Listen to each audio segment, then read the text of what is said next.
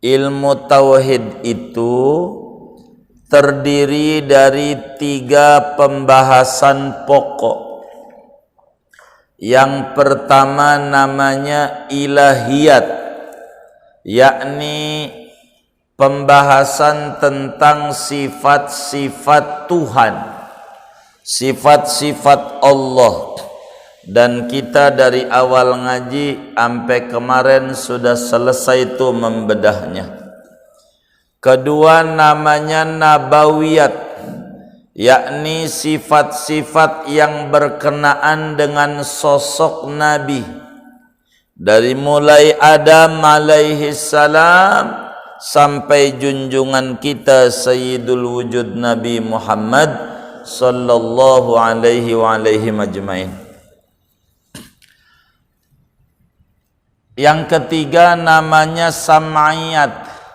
Sam'iyat itu perkara yang kita dengar dari agama yang wajib kita yakini. Ini urusannya pasca mati. Ada apa tuh? Kalau kita mati bagaimana tuh kuburan, enaknya, rungsebnya kayak apa? Ntar dibedah. Namanya sam'iyat namanya.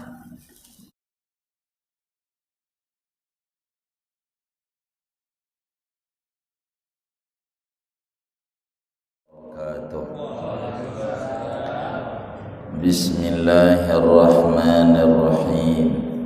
Alhamdulillahi rabbil alamin. Wassalatu wassalamu ala sayyidina Muhammadin wa ala alihi wa sahbihi ajma'in, amma ba'd. Faslun summa yajibu syar'an 'alal mukallafi. Betul ini ya? 42. Udah selesai kemarinnya? Iya 42. Siddiq pas 42 pasal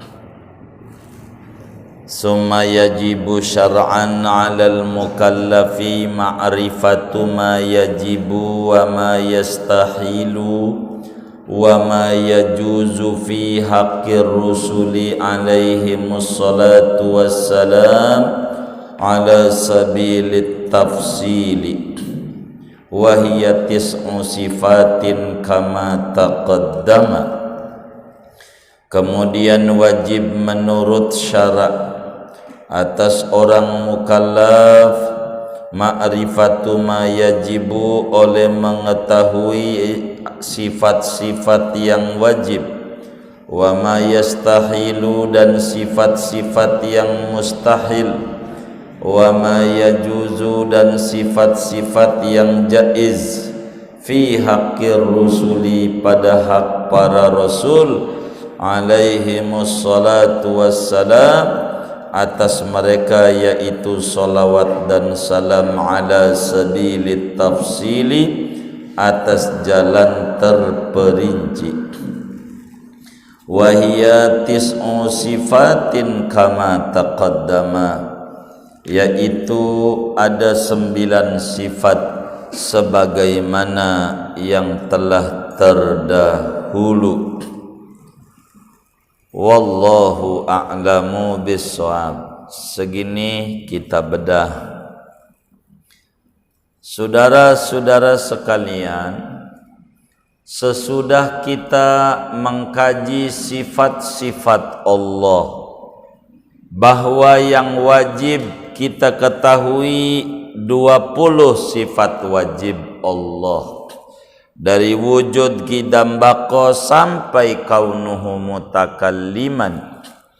Kemudian yang mustahil 20, dari mulai adam hudus sampai kaunuhu asamma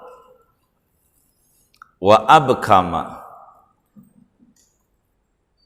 Dan sifat jaiznya 1, yaitu boleh mengerjakan yang mungkin dan boleh meninggalkannya.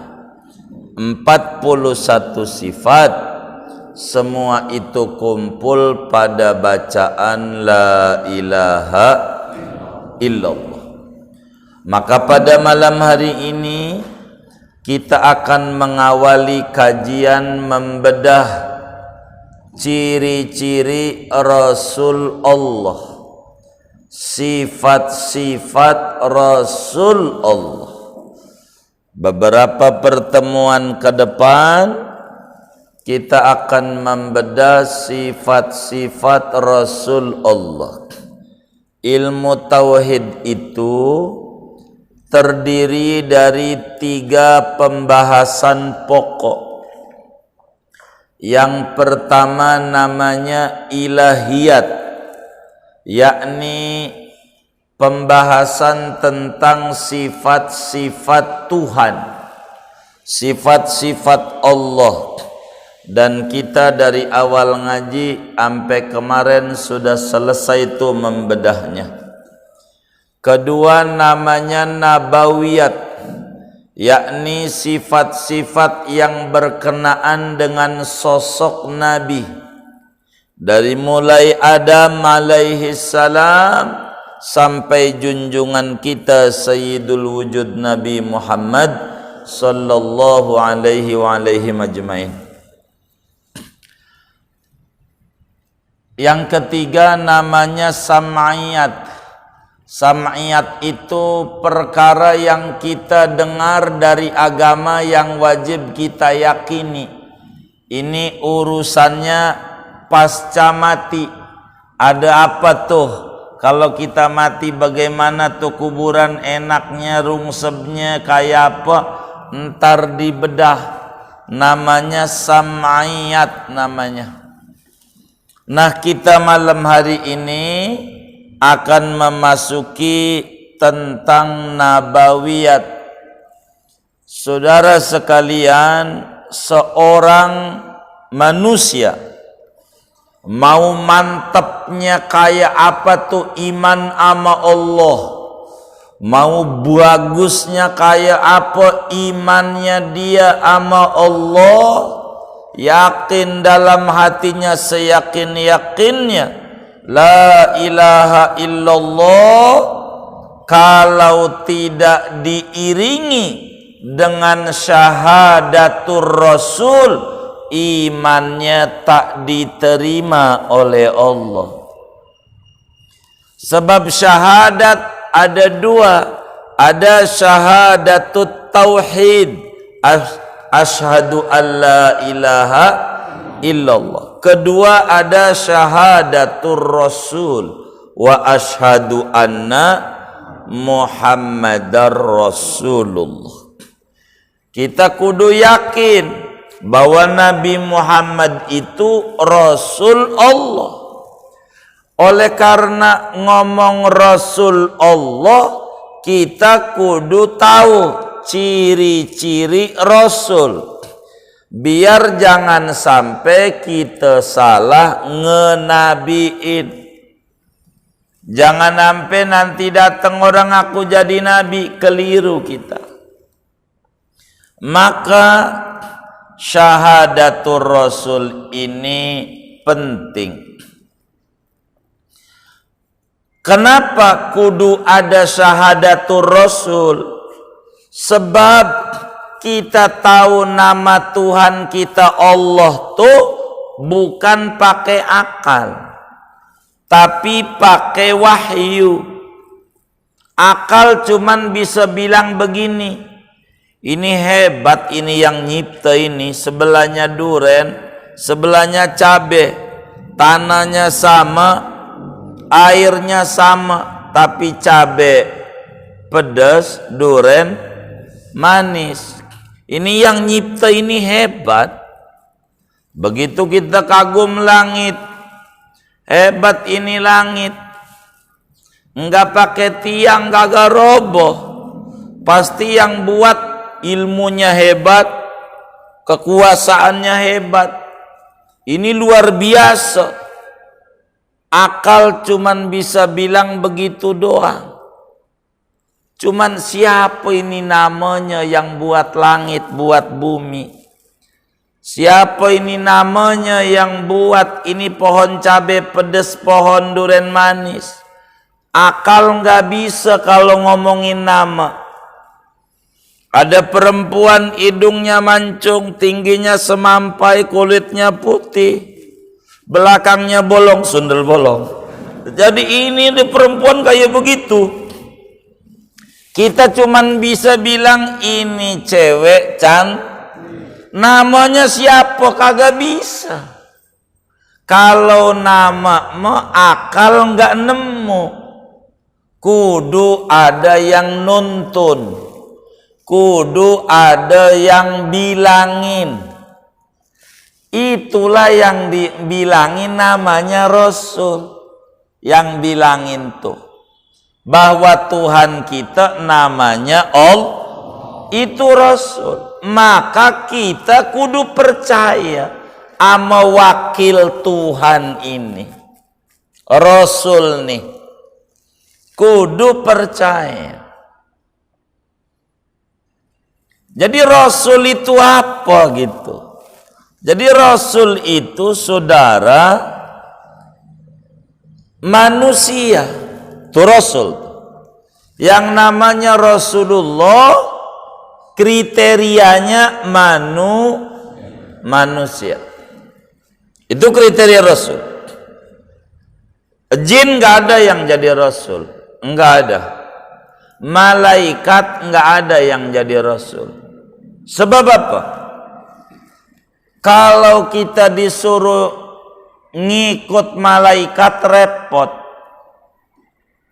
Malaikat nggak doyan duit, nggak doyan ongol-ongol, pala manyung kagak doyan. Itu malaikat. Jadi nyontohnya susah. Makan kagak, minum kagak, ama wadon demen, jadi susah nyontohnya. Maka enggak bisa ini untuk jadi panutan kita. Karena nyontoh ajaran Allahnya enggak sama. Wajar aja malaikat mau kuat ibadah, emang dia mau kagak makan-makan begitu. Lah, kalau Nabi sampai kakinya bengkak, enggak bisa dikata. Wajar aja dia, kagak wong manusia, sama kayak kita. Dia dagang juga, rugi ya rugi, aduh biasa. Manusia kalau untung ya untung. Yang lagi diceramain maulid kan lagi cerita untung. Yang enak-enak ya kan. Nabi diomelin kan ada yang kagak didongengin gitu. Manusia normal. Ada kalanya sakit. Itu manusia itu normal. Supaya kita nyontohnya gampang. Tuh begitu. Itu ciri Rasul. Bangsanya bangsa dua kriterianya, jenis kelaminnya laki-laki.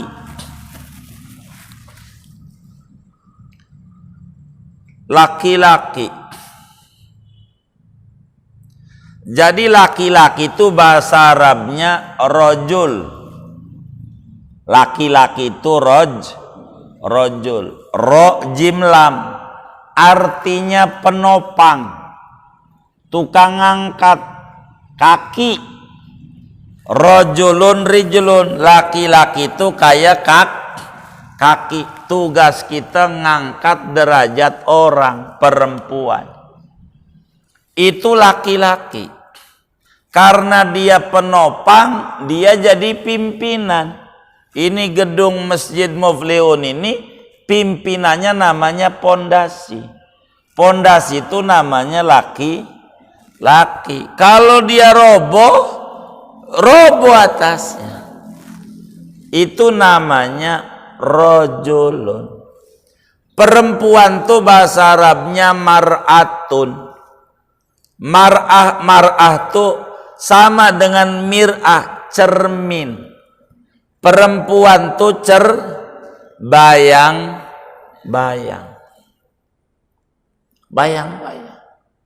Bayang-bayang siapa? Iya bayang-bayang laki-laki. Ini tembok, ini ya perempuan. Namanya kuatnya dia, lakinya kuat. Itu begitu. Kita orang laki nih maka disuruh jadi pimpinan. Biar kuat. Karena perempuan sama laki beda tipis. Perempuan tuh rambutnya panjang. Laki-laki rambutnya pendek. Tapi biar kata perempuan rambutnya panjang, akalnya pendek. Laki-laki biar kata rambutnya pendek, akalnya Masya Allah banyak, panjang. Akalnya ada aja dia. Begitu. Ya? Ini bukannya nyinggung, bukan. Emang begitu ya. Perempuan itu seneng dikit nangis. Kawin tuh perempuan nikah nih, nangis. Tuh seneng. Seneng dikit tuh sedih, nangis, ya ilmunya. Nama juga cermin. Begitu. Kalau laki-laki nggak boleh. Nggak boleh. Begitu. Itu begitu. Kudu kuat. Kudu kuat. Wong dia cermin. Maka tidak ada rasul nggak ada. Karena perempuan dipimpin. Dipimpin. Begitu. Dipimpin. Tuh begitu. Ada laki-laki duitnya dipegang sama perempuan mua. Udah lama susah itu hidupnya. Hidupnya susah beneran.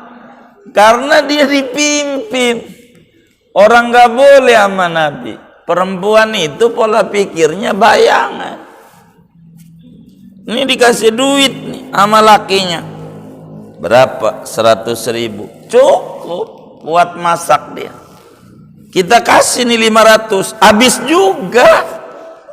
Kita kasih aja dah 1 juta, habis. Berubah pola pikirnya. Berubah terus, enggak cukup, enggak. Itu begitu. Emang udah kodratnya. Emang begitu. Biar kata-kata dia yang menghina sama temennya, kayak begitu pasar malam lu pergi juga dia juga, pergi juga, begitu. Sebentar kagak, lama. Dari Isya sampai jam 11 belum tutup, belum pulang. Padahal dia udah tahu yang dagang itu juga. Malam Selasa di Rawapapan.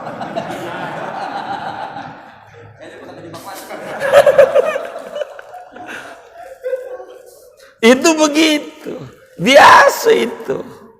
Emang begitu, saudara. Enggak boleh kita orang nih dongeng sama bini. Duit saya ini sekian, habis. Udah minta segalanya. Emang begitu. Susah akhirnya. Karena polanya beda. Polanya beda. Dia akalnya pendek. Udah gampang laki besok. Ini kagak tahu lakinya besok. Dikasih banyak nih sama Allah, mau dikasih sakit sama Allah, udah habis. Ya udah akhirnya ditendang aja dia. Salah dia. Maka Rasul enggak boleh perempuan cengeng, perempuan enggak kuat. Enggak kuat. Perempuan itu enggak kuat. Begitu. Adakah kekuatan antara laki dan perempuan? Ada. Kalau mau berbicara diparsialkan. Perempuan sama laki kuat mana? Dilihat. Bisa saja kuatan perempuan. Kalau udah urusan jalan. Coba aja diajak ke Tanah Abang. Itu dari pagi tuh. Pagi nih ya. Sampai sore belum pulang-pulang dia. Lakinya tuh dari duduk di motor sampai tiduran. Sampai pergi ke Masjid Al-Makmur. Tahu Al-Makmur enggak? Merem, belum pulang juga. Ngeteh udah 3 bungkus belum juga. Ini baru blok A, belum blok B, Bang. Coba kuat dia. Kalau udah urusan iya kuat. Itu begitu. Bab itu kuat. Karena memang kodratnya. Iya gitu. Itu perempuan. Dan kurang berpikir panjang. Karena laki-laki dari Adam. Adam tuh mulutnya mangap mingkem. Mingkem. Adam. Kalau perempuan dari Hawa, mingkem apa mangap? Mingkem apa mangap? Jadi kalau bininya ngomel-ngomel, oh iya sabar, emang dia mah Hawa. Begitu, biar tahu kita. Emang dia mah Hawa tuh mangap mulut bikin pegel aja. Emang begitu. Maka saya nggak kagum kalau orang ngaji tuh nanya sama kita. Itu ngapa itu Pak Ustadz? Majlis tuh banyak zamannya. Justru itu puyeng di rumahnya diomelin bininya mulu. Nyari ketenangan.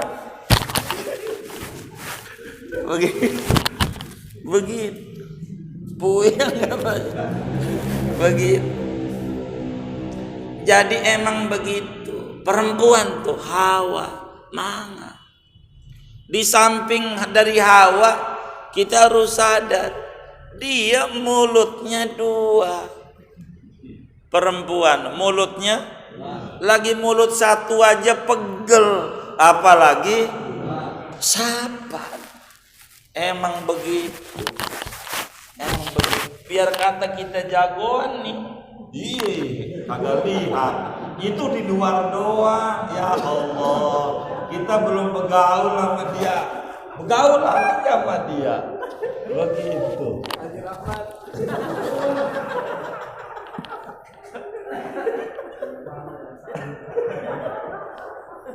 Itu begitu, saudara. Bayang sayur ya.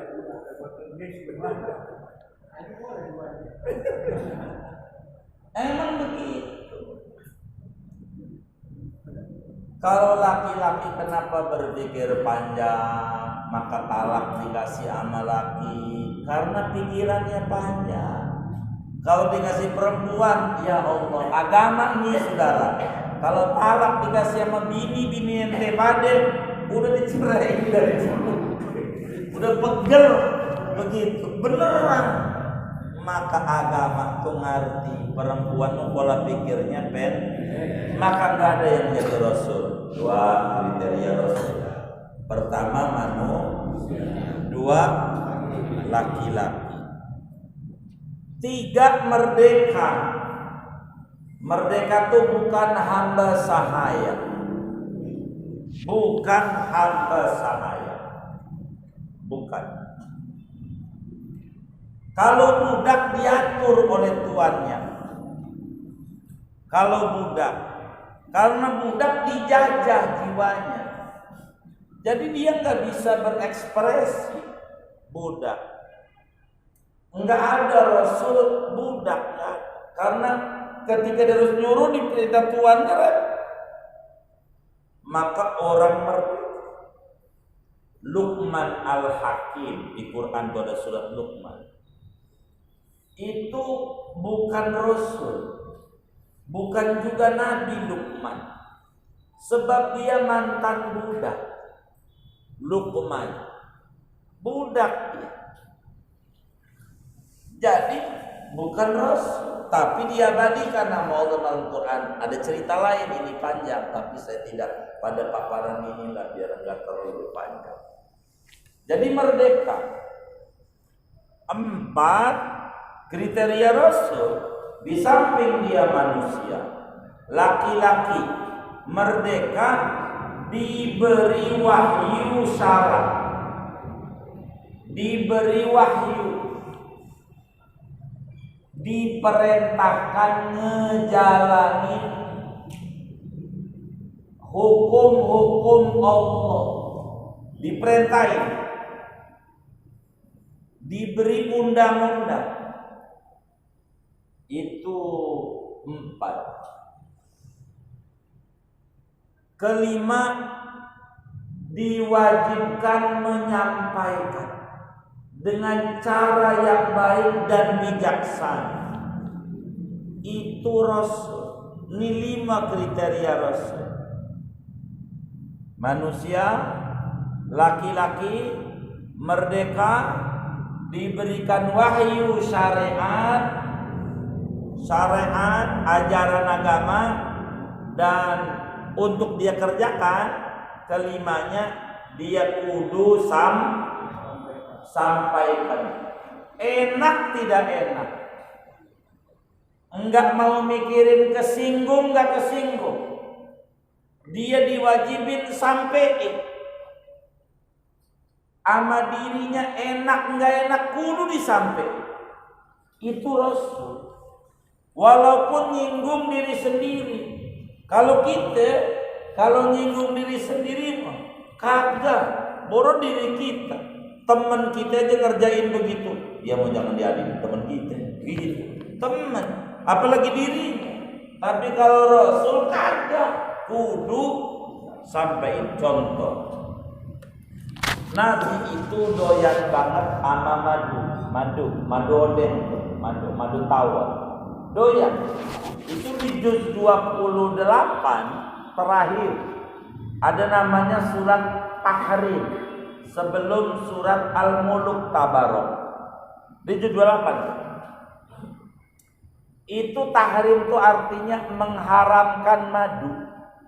Jadi Nabi itu doyan sama madu, itu bagus minum madu, apalagi kayak begini-begini nih, pancaroba. Minum madu, cuman di antara istri Nabi itu namanya Siti Hafsah. Enggak doyan sama madu, enggak doyan. Siti Hafsah itu normal lah manusia. Ada orang enggak doyan daging, enggak ada orang doyan ayam, enggak ada orang doyan ikan. Ya macam-macam, normal lah watak manusia itu. Dia enggak suka sama madu. Nabi kemudian pulang aja ke rumah Siti Hafsah, nyium tuh dia punya istri. Habis minum madu dikasih madu sama temannya, sama sahabat. Lalu Siti Hafsah nanya, apaan ini Nabi lengket-lengket begini gitu? Kata Nabi, ini madu nih, madu. Kata Siti Hafsah, ini nggak suka ini. Tuh bininya bilang nggak suka. Kata Nabi langsung detik itu juga, mulai detik ini madu haram.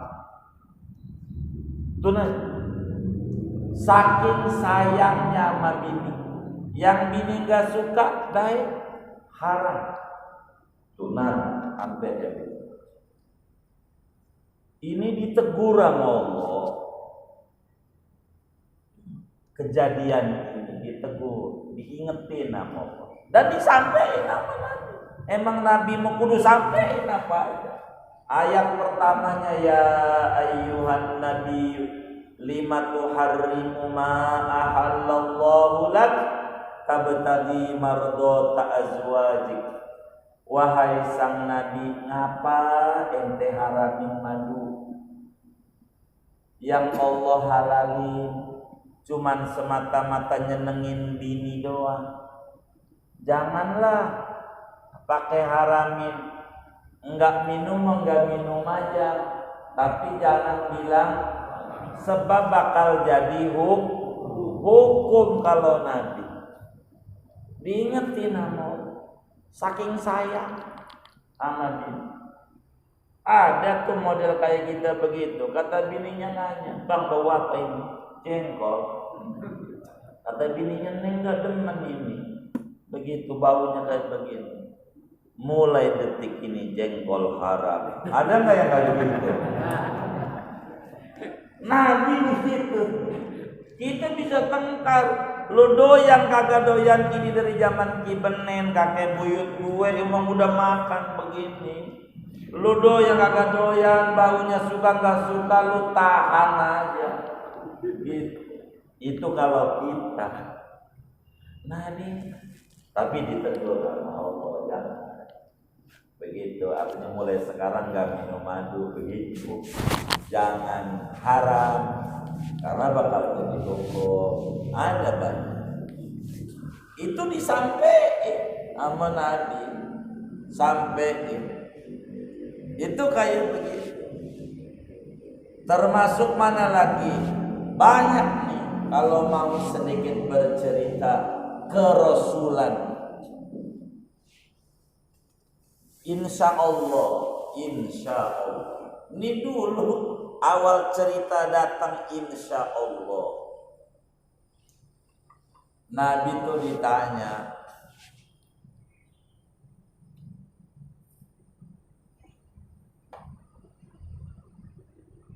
berapa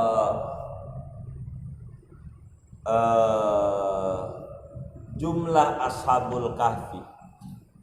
Berapa orang? Ketika ditanya sama Yahudi, Nabi jawab, besok jawabannya. Enggak pakai insya Allah. Besok. Nabi jawabnya besok. Besok Jibril kagak datang. Lah kagak bisa jawab Jibril enggak datang. Enggak, keringet dingin. Bagaimana kalau sampai ketemu Yahudi? Sampai besok Jibril kagak datang. Sampai seminggu Jibril enggak datang. Sampai seminggu. Nabi terus jawabannya bagaimana? Wong kalau kagak dikasih wahyu oleh Allah lewat Jibril kagak bisa. Quran sampai 15 hari. Baru 15 hari Jibril datang. Turun ayat surah Kahfi, wala taqulanna li syai'in inni fa'ilun dzalika ghadan illa an yasha Allah. Jangan sekali-kali ngomong besok, awali dulu dengan insya. Mulai saat itu kita diajarin kalau apa-apa jangan main pasti aja. Jangan. Insya Allah. Begitu. Nambah seminggu lagi. Diperpanjang. Insya Allah. Jangan pasti. Ini pasti nambah lagi akhirnya. Repot. Jadi repot. Sedikit pegel. Manusia laki-laki merdeka diberikan wahyu syariat dan wajib menyampaikan. Kalau hilang satu, tidak wajib menyampaikan, ngamalin dirinya doang 4 doang, namanya nabi, bukan rasul. Jadi kalau 4 doang, dia manusia, dia laki-laki, dia merdeka, dia diberikan wahyu syariat, suruh ngamalin ajaran agama tapi kagak ngajarin, itu namanya nabi. Maka nabi dan rasul tinggian rasul. Kalau rasul pasti nabi, kalau nabi belum tentu rasul. Maka jumlah nabi banyak, 124.000 orang. Itu jumlah nabi. Banyak nabi. Kalau rasul dikit, 315. Itu rasul. Yang diabadikan dalam Al-Quran 25. Inilah yang orang kita sebut nabi 25. Ini yang diabadikan namanya. Banyak yang gak ditulis di situ. Ada nabi namanya Jirjis. Itu ngidupin orang mati 700 orang, lebih hebat dari Nabi Isa. Banyak. Nabi ini banyak. Itu yang orang bikin film Putu Wijaya, Samson Betawi. Makan nasi sepanci itu kurang tuh. Samson itu nama resminya Sam'un. Nama asli Arabnya Sam'un. Orang barat enggak bisa Sam'un, nyebutnya Samson. Kekuatannya di rambut itu nabi. Itu di filmnya. Dibikin itu Samson Betawi. Itu cerita nabi. cerita Nabi sebutnya Samson, Sam'un. Nabi zaman dulu kekuatannya di rambut, jadi luar biasa tenaganya itu. Dipelesetin, namanya film, diketek kekuatannya. Namanya juga dari Betawi dia. Iya, tapi real ceritanya begitu. Cerita bahwa ada nabi punya kekuatan diketek, dikarang dan tuh alur cerita itu. Emang begitu, real nabi, cerita nabi. Namanya Syam'un, bahasa Arab. Orang kita sebut Samson. Itu begitu. Nah, ini namanya kriteria nabi. Kemudian ciri-ciri fisik nabi ini, supaya kita tahu sebelum ngomong sifatnya. Sebab ada kriteria, ada ciri-ciri fisik, ada karakter. Ini yang kita wajib tahu, karakter. Ini penyempurna. Saya terangin ini dulu, tapi belum kita baca, baru masuk. Harus prolog dulu biar kita paham. Yang namanya nabi itu, saudara, sesudah kita mengenal dia manusia, manusia yang paling sempurna akalnya pada zamannya, orang paling cerdasnya akal. Enggak ada orang sepinter dia. Itu nabi. Akalnya cerdas. Akal. Dua, ciri-ciri fisiknya itu orang yang paling sempurna ilmu pengetahuannya. Jadi ilmu apa aja dia tahu. Nabi tahu ilmunya. Apa aja. Tentang apa aja dia tahu. Mau matematik, otomotif, ini semuanya tahu. Ilmu apa? Sampai ada ulama ngarang kitab tentang alat-alat transportasi modern nih, hadisnya nih Nabi udah bilangin nanti bakal begini cara buatnya begini. Dasar-dasar itu ada semua. Nabi itu udah jelas tentang struktur tubuh manusia. Cuman kita alhamdulillah Allah kasih kekuatan. Kalau Nabi itu saudara, pagi itu makanannya buah-buahan. Karena pencernaan kita nggak kuat kalau langsung yang berat-berat, buah, pisang, jus. Orang barat yang ngamalin. Kalau kita enggak, pagi udah NU PKS, nasi uduk plus ketupat sayur. Itu pagi. Begitu. Udah yang keras-keras, nggak kena itu nggak bisa gitu orang.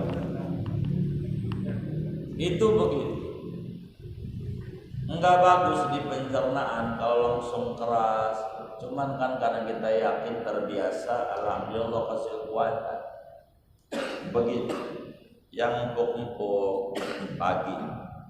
Begitu. Diajarin ilmu-ilmu kesehatan namanya.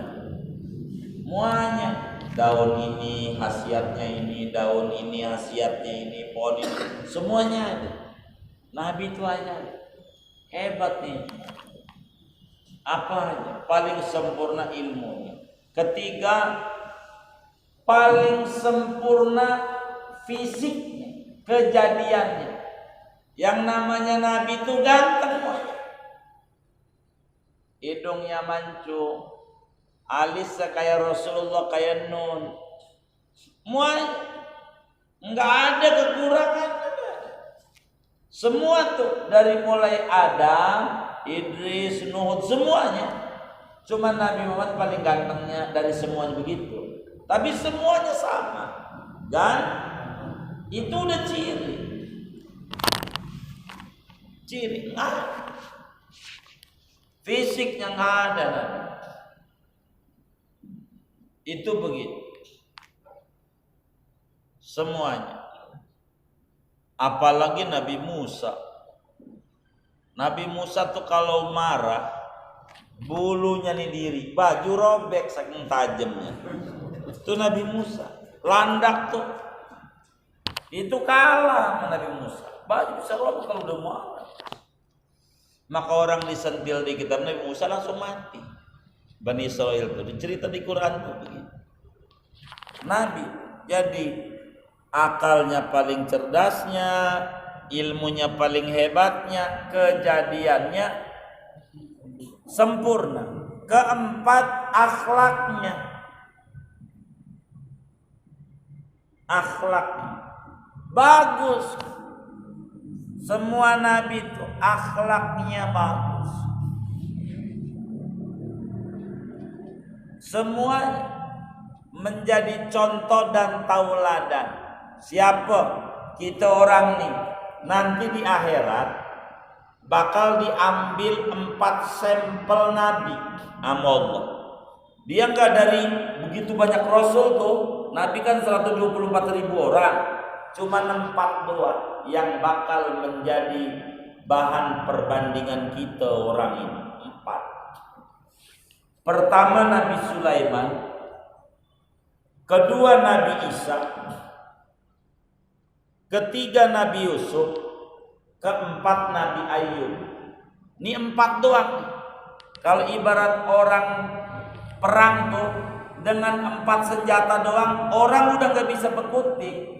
Dari senjata Allah 124.000 orang Nabi, 4 doang baru dikeluarin gak bisa jawab. Nanti kita begitu.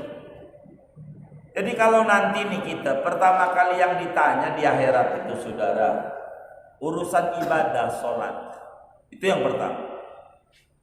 Entar kita pertama kali bakal ditanya multu sholat kita. Ditanya, kenapa ente enggak sholat? Begitu. Kita bakal beralasan apa? Ini bakal dijawab sama 4 orang. Sama Allah. Kata kita, perusahaan saya banyak, toko di mana-mana, proyek saya banyak. Jadi saya kan ngurusin kerjaan, engkau juga yang bagi rezeki. Begitu. Engkau juga yang bagi rezeki. Sama Allah kita debatan. Jadi kan dari engkau juga saya ngurusin perusahaan. Jadi gua repot kagak keburu sholatnya karena kaya. Maka Sulaiman suruh jawab. Nabi bukan Sulaiman ini, bukan. Nabi Sulaiman. Jadi Nabi Sulaiman itu saudara, kunci lemari, yang lemari itu isinya duit semua, kuncinya doang, diangkut sama 400 kontainer kagak ngangkut. Apanya tuh? Kuncinya doang, bukan apanya, bukan duit, bukan emasnya. Kalau kunci lemari duit kita mah kelingking ngangkutnya, ya sedikit, biar kata kaya juga. Sama kelingking kagak perlu lemarinya juga. Itu kuncinya doang. Satu lemari aja udah berapa itu duitnya isinya. Satu kunci itu sekontainer tuh berapa ribu kunci. Ini 400 kontainer. Maka kemudian ditanya, lu punya kekayaan berapa? Timbang punya motor ratu doang sama mobil kredit kagak sholat, no Sulaiman kaya banget. Sholat nggak tinggal. Emang lu punya apa? Yang aku merasa kaya, kagak bisa jawab. Orang dia mendunia punya dia kerajaan, jin punya dia. Lah kalau kita dikata kaya, lah timbang punya apa? Enggak ada yang kita punya. Nabi Sulaiman kaya banget, tapi enggak pernah tinggalin sholat.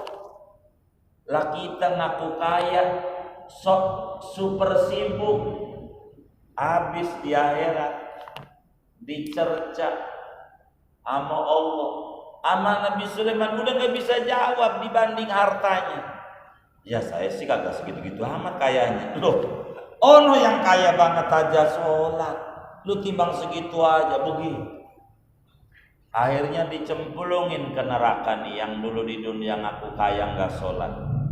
Datang lagi. Orang ditanya, limada tarakta faridota sholati. Hambaku, ngapa anda nggak sholat? Itu dia jawab, ya Rabb, gua miskin ya Allah. Apalagi di dunia dulu ngalamin pandemi. Kata dia, susah nyari duit, kudu gojek dulu. Nggak jelas, jadi ya Allah, nggak punya, saya orang miskin. Jadi nggak keburu buat sholat ya, waktunya nyari duit kan buat anak bini juga. Nyari duit gitu, kata si miskin nih. Allah jol aja Nabi Isa dan Nabi Isa itu orang yang paling miskin sedunia. Kagak ada yang paling miskin sedunia kecuali Nabi Isa. Anak enggak punya, bini enggak punya, rumah ngontrak enggak kuat. Maka gelarnya Isa Al-Masih. Al-Masih itu pindah-pindah, mengembara. Kata Allah, ini Isa orang paling miskin, tapi kagak tinggalin sholat. Lu mau biar dikata miskin, bini punya, anak punya, rumah biar kata ngontrak punya, motor ada 2 digojekin, biar kata lu miskin. Ini yang lebih miskin aja sholat. Lu sih masih kaya dibandingin. Yang aku miskin tuh diem 1000 bahasa, cemplungin ke neraka. Gara-gara dia ngaku miskin. Wong Nabi saja miskin sholat. Ada lagi yang datang, ditanya lagi sama Allah, mengapa anda enggak sholat? Dia jawab, saya ini aparat, saya ini pegawai, kerja, tuntutan kerjaan dari bos, ya karyawan kita begitu. Jadi kagak keburu untuk sholat. Jol aja Nabi Yusuf. Nabi Yusuf ini karyawan di kerajaan, yang kalau kagak nurut dikit dipancung. Kalau kita kan kagak izin sholat malah bos girang. Begitu. Maka karyawan yang gak sholat habis. Udah belum? Oh belum. Satu lagi. Tuh begitu. Ada lagi yang datang ditanya, ngapa lu kagak sholat? Dia jawab, aduh saya dulu kena kopet. Di dunia kena penyakit. Jadi ya saya sakit, puyeng, kan yang ngasih puyeng kau juga. Begitu, jadi kan meriang badan. Jadi enggak sholat, kan yang ngasih sakit engkau. Tongolin nama Allah Nabi Ayub. Nongol Nabi Ayub, hancur Nabi Ayub badannya, penyakitan melulu tahunan. Lo mau timbang puyeng doang, itu juga bulan lo, ngapa hujan-hujan mancing. Itu habis dah kita, habis. Waduh. Maka kita ini kalau mau enggak sholat silakan, siapin jawabannya. Begitu. Mau jawaban jadi orang kaya monggo, bakal diadu sama manusia juga. Mau alasannya sakit, alasannya jadi aparat, jadi pegawai, jadi semuanya. Itu akhlaknya bagus. Kelima, ciri fisik Rasul itu tidak ada yang lahir dari hasil perzinaan. Kagak ada yang namanya Nabi dan Rasul bapaknya ora jelas, ibunya nggak jelas, nggak ada. Semuanya jelas. Itu Rasul.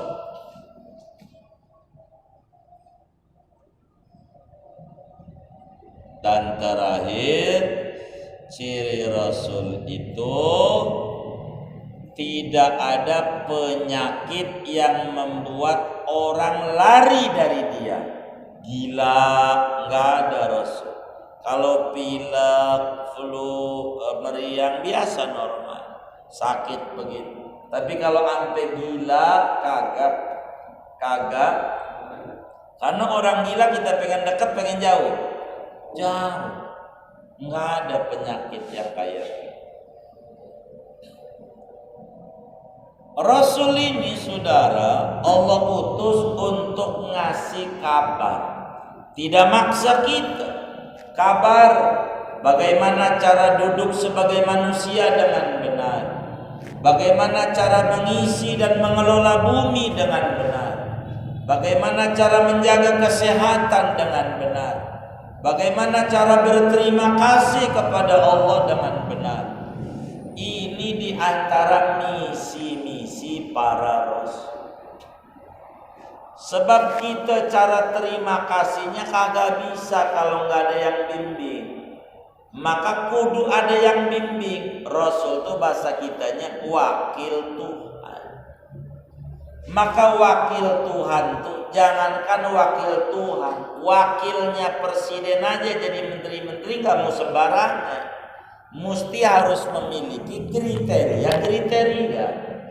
Cuman ada yang wajib kita tahu. Sifat wajib Rasul, sifat mustahil Rasul, sifat jaiz Rasul. Jumlahnya 9. 4 sifat wajib, siddiq, tabligh, amanah, fatona. 4 sifat mustahil, dusta, khianat, nyembunyiin dan bodoh. Dan 1 a'rad basyariyah, sifat manusia biasa. Dan ini kita kudu tahu, ke depan akan kita bedah bagaimana kita harus memahami ini sebagai ciri-ciri supaya kita mantap sama Rasul. Mantap. Kenapa orang tuh pada pengen mendekati Rasul? Karena ini manusia sempurna, sumber segalanya. Maka kita kudu tahu sehingga hidup kita terarah, hidup kita terbimbing, hidup kita enggak stres.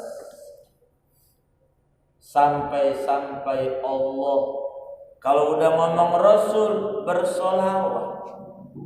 Ada orang datang sama seorang kiai saya pengen tahu, saya ini termasuk ahli surga apa ahli neraka? Dan mana cirinya biar saya tahu saya ini orang yang kelak masuk surga atau kelak masuk neraka. Biar saya gampang nyiriin. Kata itu kiai, ada ciri yang paling gampang dan dominan. Apa? Yaitu baca sholawat sama Nabi Muhammad.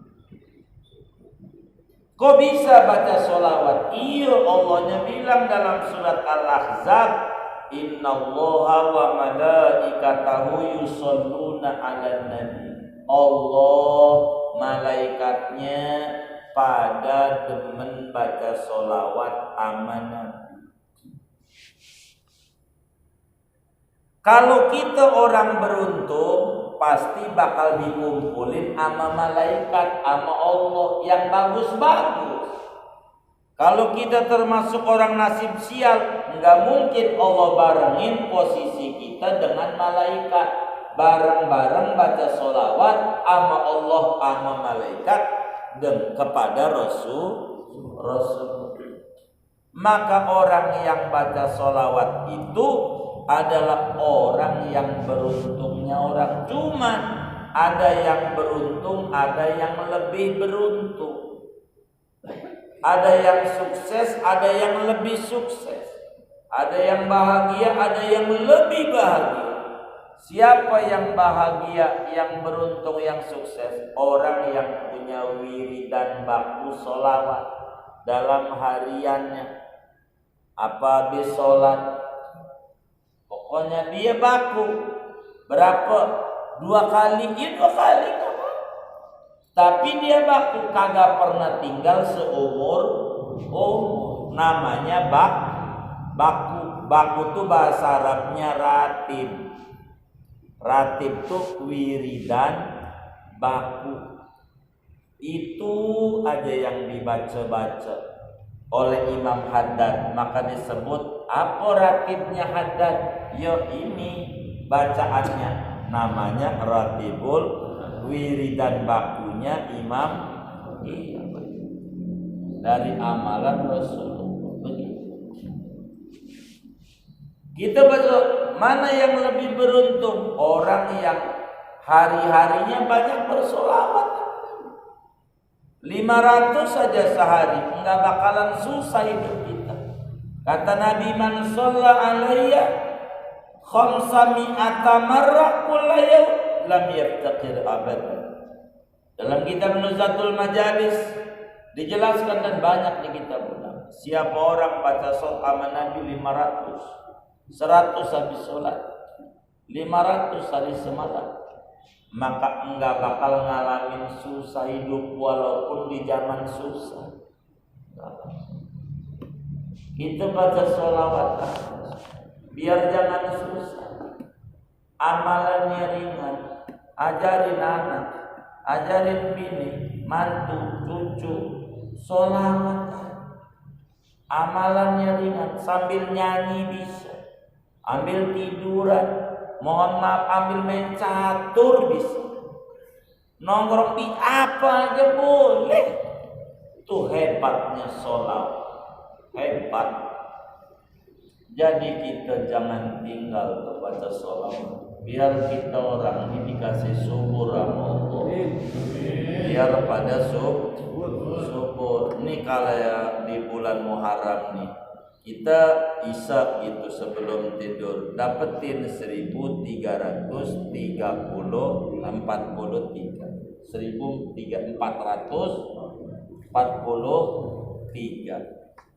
itu Muharram 1443. Yang pendek aja, sallallahu alaihi Muhammad, sallallahu alaihi Muhammad, sallallahu alaihi. Yang pendek 1000 itu cuma 10 menit.